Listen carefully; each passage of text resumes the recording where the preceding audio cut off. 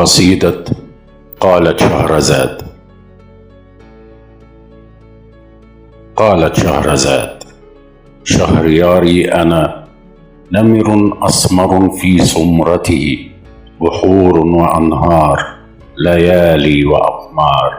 هو ابن بار للشعر والليل، هو ابن الغربة والكتاب والأصفار.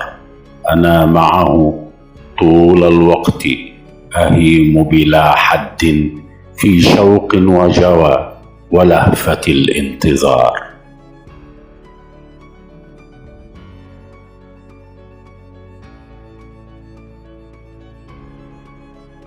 قال لها: يا شهرزادة الجميلة، يا أميرتي الصغيرة، 1000 امرأة كن قبلك آخر الليل، أو حتى عند مطلع النهار، يخطبن ودي، ينشدن عطف سيف عشقي، بانصياع وانبهار.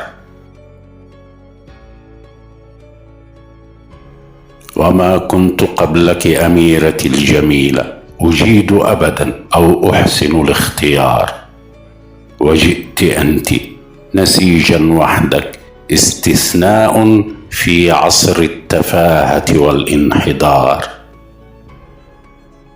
أشهد أنك أميرة النساء، ترتدين النبل بعظمة وسمو ملكة متوجة تثير الانبهار. وأنا الشريد ذاك الذي تاب على وقع الحكايا عن الهوى، الملقب أمير العشق شهريار.